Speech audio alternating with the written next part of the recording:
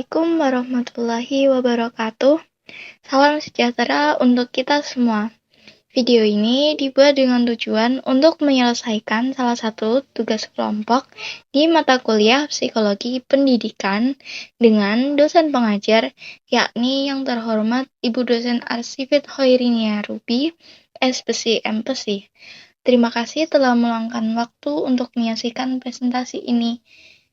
Jadi, saya dan teman-teman kelompok akan membahas topik yang sangat penting dan relevan, yaitu diskriminasi siswa, khususnya bagi mereka yang penyandang disabilitas. Sebelumnya, perkenalkan anggota kelompok 12 yang beranggotakan saya sendiri sebagai moderator Alicia Naswa Anindya dengan NIM 2024601117. Juga ada Maya Ranti dengan NIM 2024601101 dan Putri Widiawati dengan NIM 2024601107. Langsung saja kita mulai materinya. Jadi, kita akan membahas apa yang dimaksud dengan diskriminasi siswa. Diskriminasi siswa adalah perlakuan tidak adil yang dialami oleh siswa berdasarkan berbagai faktor, seperti ras dan juga gender. Sayangnya, diskriminasi ini menghambat kesempatan mereka untuk mendapatkan pendidikan yang setara.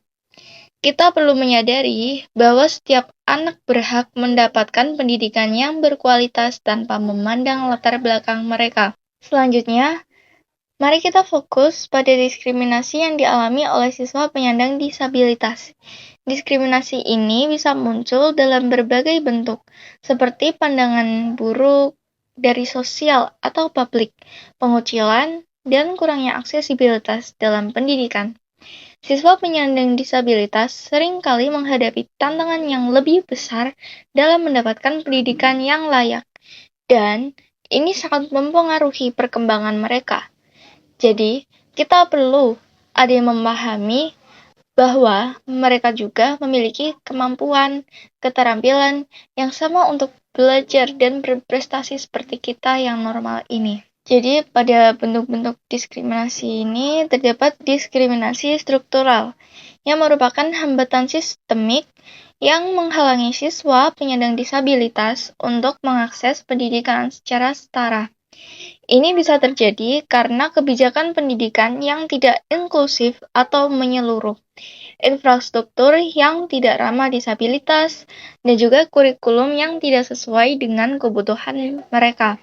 Misalnya, masih banyak sekolah yang tidak memiliki aksesibilitas fisik yang memadai, seperti adanya rem atau jalan yang biasa digunakan untuk kursi roda, ataupun toilet yang sesuai dengan para penyandang disabilitas.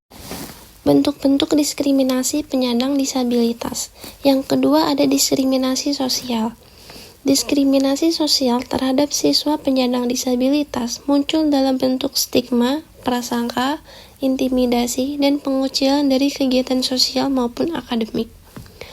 Hal ini sangat berdampak pada kesehatan mental mereka dan menghambat perkembangan diri mereka.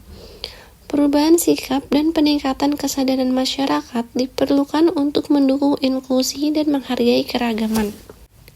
Diskriminasi sosial terhadap siswa disabilitas terjadi ketika mereka tidak mendapatkan akses yang setara, seperti tidak ada materi braille untuk siswa tunanetra atau fasilitas seperti lift dan rem di sekolah. Yang ketiga, diskriminasi akademik. Diskriminasi akademik terjadi ketika metode pembelajaran dan penilaian tidak disesuaikan dengan kebutuhan siswa penyandang disabilitas.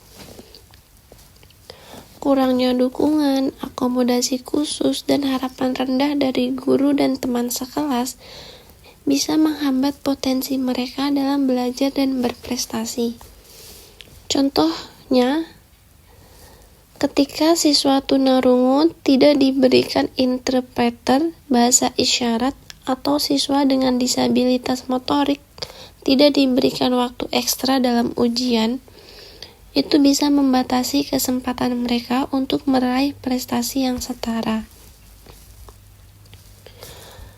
penyebab diskriminasi. Yang pertama, faktor struktural. Kebijakan pendidikan. Kebijakan pendidikan seringkali tidak memenuhi kebutuhan siswa disabilitas. Dengan peraturan yang kurang jelas dan anggaran yang terbatas, itu dapat menghambat penyediaan fasilitas pendidikan inklusif yang kurang memadai. Infrastruktur pendidikan, desain gedung yang kurang cukup dan ruang kelas yang tidak ramah disabilitas, seperti ketiadaan akses kursi roda serta kurangnya alat dan metode pembelajaran yang dapat diadaptasi, itu bisa menghambat siswa disabilitas dalam belajar. Yang kedua, ada faktor sosial dan kultural dalam jurnal. Perspektif sosial, stigma masyarakat terhadap disabilitas sering menimbulkan pandangan negatif dan diskriminasi terhadap siswa penyandang disabilitas diperburuk oleh budaya yang masih diskriminatif terhadap keragaman. Keterbatasan pemahaman, rendahnya pemahaman tentang hak penyandang disabilitas menyebabkan kurangnya dukungan dan kepedulian serta memperburuk diskriminasi dan pandangan paternalistik. Selanjutnya ada pencegahan dan penanganan. Yang pertama ada perbaikan kebijakan. Penting untuk mengembangkan regulasi pendidikan inklusif dan menetapkan standar aksesibilitas di institusi pendidikan agar semua siswa, termasuk penyandang disabilitas, mendapatkan hak pendidikan yang setara. Yang kedua ada pengembangan infrastruktur, merancang lingkungan pendidikan ramah disabilitas dengan fasilitas adaptif dan mengembangkan media serta metode pembelajaran inklusif adalah kunci untuk mendukung siswa penyandang disabilitas. Yang ketiga ada meningkatkan kesadaran, sosialisasi hak penyandang disabilitas dan program anti-diskriminasi serta kampanye publik penting untuk mengubah pandangan masyarakat dan menciptakan lingkungan yang inklusif. Yang keempat, ada pelatihan dan pengembangan. Pelatihan guru dalam pendidikan inklusif, mengembangkan empati, dan pendampingan psikologis penting untuk meningkatkan kualitas pendidikan dan mendukung kesehatan mental siswa penyandang disabilitas. Selanjutnya ada peran mahasiswa dalam mendukung pendidikan inklusif.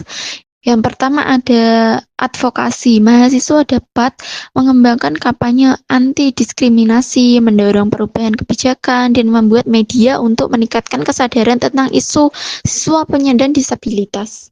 Yang kedua ada penelitian dan pengembangan.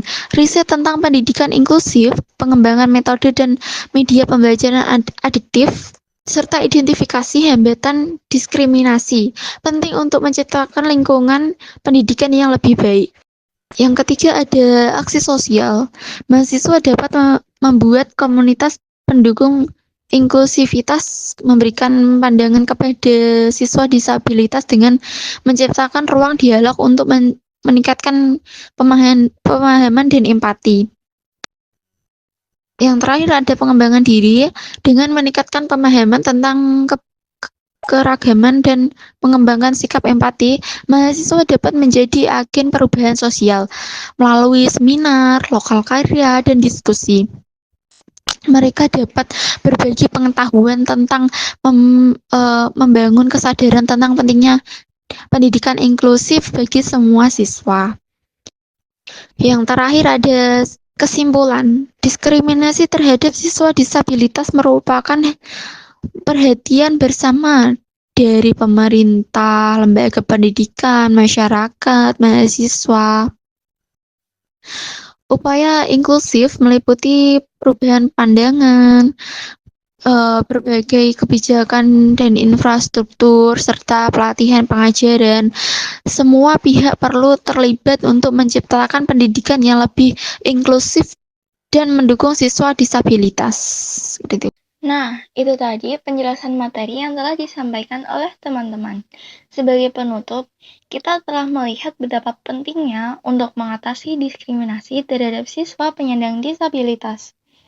Diskriminasi bukan hanya masalah individu, tetapi tentang kolektif yang memerlukan perhatian dari semua pihak, termasuk pemerintah, lembaga pendidikan, masyarakat, dan tentunya kita semua. Dengan kebijakan yang lebih baik, infrastruktur yang ramah disabilitas, dan peningkatan kesadaran, kita bisa menciptakan lingkungan pendidikan yang inklusif dan mendukung bagi semua siswa. Ingat, setiap anak berhak mendapatkan kesempatan yang sama untuk belajar dan berkembang. Terima kasih banyak telah menyaksikan video pembahasan kami kali ini tentang diskriminasi siswa, terutama bagi teman-teman penyandang disabilitas. Mari kita bersama-sama menjadikan pendidikan inklusif sebagai prioritas kita.